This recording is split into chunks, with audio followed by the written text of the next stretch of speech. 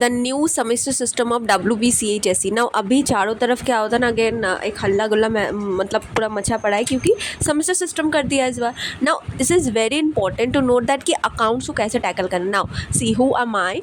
तो देखो, मैं भी एक वेस्ट बंगाल बोर्ड की स्टूडेंट हूँ और मैं भी एक टाइम में एक एवरेज स्टूडेंट थी, और yes I also scored high marks, I also become topper. So how you can tackle, let's talk about that कि तुमको कैसे अकाउंट्स को मैनेज करना है।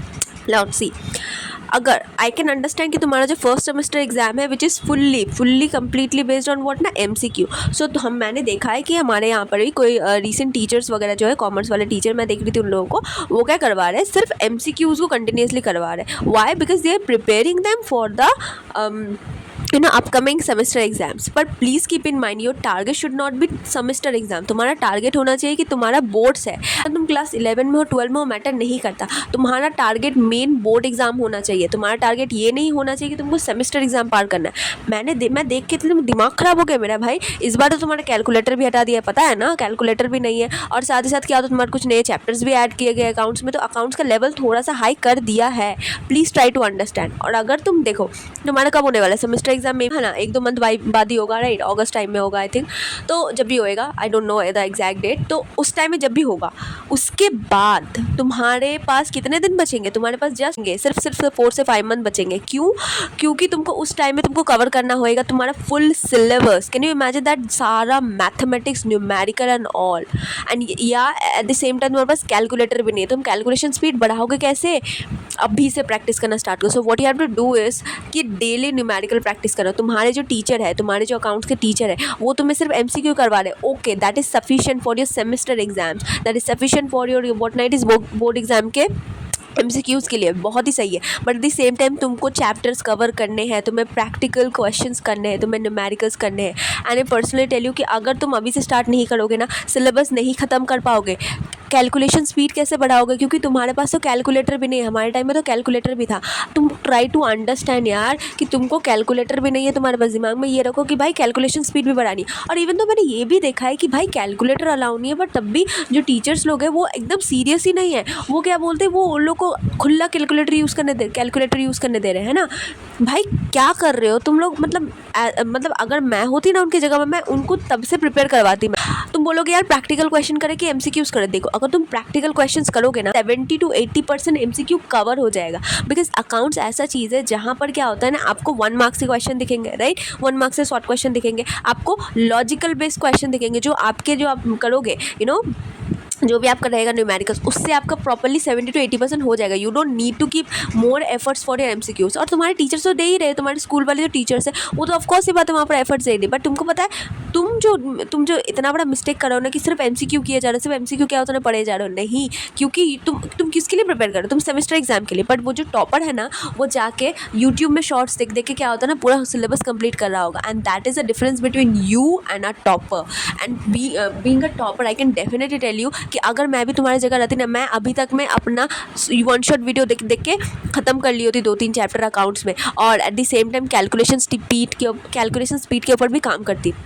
घर में आओ, देखो तुम्हारा ट्यूशन कितना रहता है, 2 घंटा रहेगा, 2.5 घंटा रहेगा, जितना भी रहेगा, वहाँ पर तुमने ऑफकोर्स ये बात है, तुम सिर्फ अकाउंट्स नहीं करोगे, और भी सब्जेक्ट रहता है वो करोगे, राइट। तो वो सारी चीज़ें कर लिया। घर में आके तुम्हें 2 घंटा, एटलीस्ट 2 घंटा तुम्हारे अकाउंट्स को देना है, क्योंकि अकाउंट्स एक ऐसा सब्जेक्ट है जिसमें टाइम लगता है, बहुत ही ज़्यादा वास्ट सिलेबस। इवन तो इस बार तो मैंने देखा गया डिसोल्यूशन भी ऐड कर दिया है भाई, CBSE वाला भी 1-2 चैप्टर ऐड कर दिया है ना क्लास 12 में। तो तुम्हारा सिलेबस बहुत ज़्यादा है। एट द सेम टाइम तुम्हारे पास कैलकुलेटर भी नहीं है भाई। कैलकुलेशन स्पीड के ऊपर अगर अभी से नहीं काम करोगे ना, बहुत पछताओगे। तुम सोचोगे यार एग्जाम के 3-4 महीने पहले कैलकुलेशन कर लेंगे।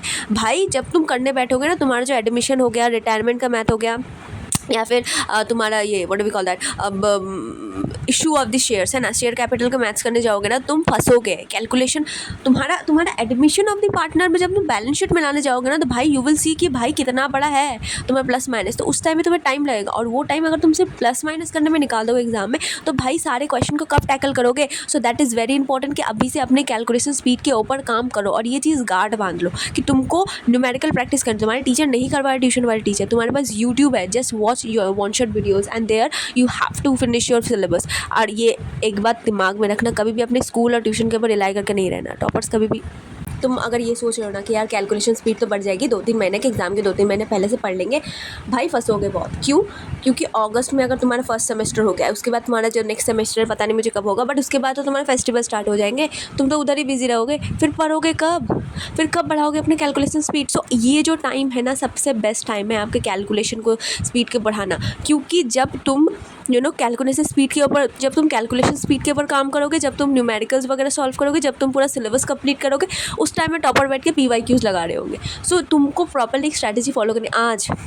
आज 25 मई है, अगर आज अभी भी आप अब MCQs के ऊपर रिलाय हो ना, पछताओगे। अभी से स्टार्ट करो, अभी भी बहुत ज़्यादा देर नहीं हुई है, अभी से स्टार्ट करो अपने न्यूमेरिकल्स के ऊपर काम करना। बिकॉज देखो, थ्योरी तुम रट लोगे, बट अकाउंट्स ऐसा एक चीज़ है जिसमें तुम्हें कॉन्सेप्ट क्लियर होना चाहिए। तुम्हें क्या होता है ना, न्यूमेरिकल्स वगैरह में तुम्हारा आइडिया पूरा प्रॉपरली क्लियर होना चाहिए, so that you will able to solve, right? So please keep in mind.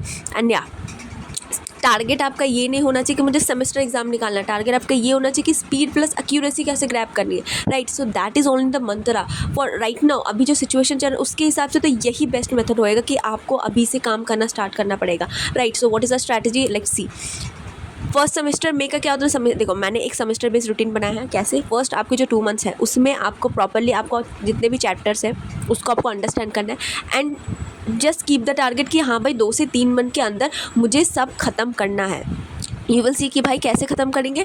तुम्हारे पास बुक तो ऑफकोर्स ही बात होगा, तुमको one shot chapters one shot क्या होता है, वीडियोस देख रहे हैं। मैंने इवन बता भी दिया कौन सा बेस्ट टीचर होगा तुम्हारे कॉमर्स के लिए। अगर तुमको चाहिए तो तुम मेरे अकाउंट में जाना, तुमको मिल जाएगा कि बेस्ट टीचर कौन है कॉमर्स के, तो वहाँ पर से तुमको मिल जाएगा, राइट? उसके बाद क्या करना है तुमको, भाई वहाँ से वन शॉट देख के तुमको ख़त्म करना है। वन शॉट देखो, या फिर अगर कोई भी ऐसे इन डेप्थ चैप्टर जो तुमको समझने में टाइम लगेगा तो ठीक है, उसको थोड़ा सा डिप में देखो, क्योंकि तुम्हारे पास अभी थोड़ा सा टाइम है।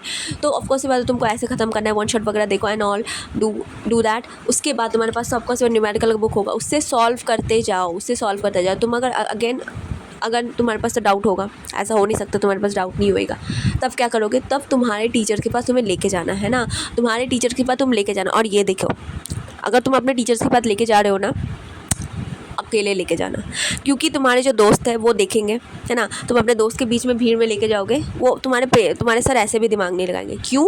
क्योंकि उनको तो अपना मेथड लगाना है कि नहीं भाई मेरे को MCQs पे फोकस लगाना है। वो तो तुम्हें यही बोलेंगे कि नहीं भाई MCQs पे फोकस करो। और एट द सेम टाइम क्या होगा, तुम्हारे फ्रेंड्स भी बोलेंगे यार क्या ही तुम कर रहे हो, या क्या ही तुम कर रही है, या ऐसे बोलेंगे। तो तुमको क्या करना है?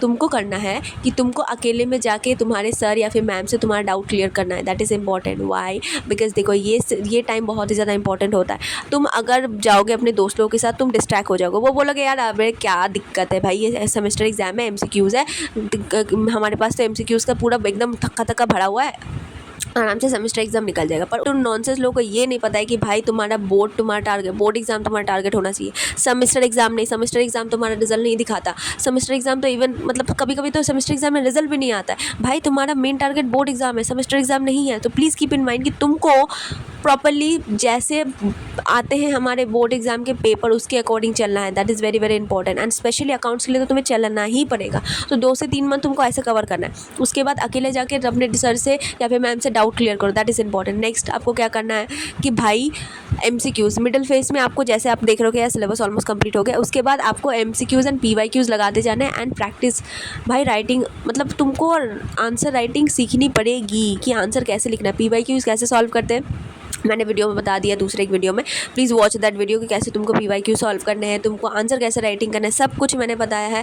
You can watch that videos, you can visit to my channel, बहुत सारे वीडियो तुमको मिल जाएंगे वहाँ पर। तो या गो फॉर इट। तो मिडिल फेज में आपको MCQ सॉल्व करने, PYQs लगाने हैं। Writing practice is very very very very very very important. And the very last last 20 days आपको क्या करना है, फुल आपको जो भी है आपके पास आपके पास जो भी रेफरेंस है, आपके टीचर ने जो भी आपको दिया है MCQ उसके लिए, उसको अच्छे से रिवाइज करो एंड एटलीस्ट 1 घंटा तो आप न्यूमेरिकल्स करो। अरे यार मज़ा आता है अकाउंट्स करने में। अगर तुम्हारा कॉन्सेप्ट क्लियर हो गया ना, एक बार तुमको समझ में आ गया, मज़ा आएगा।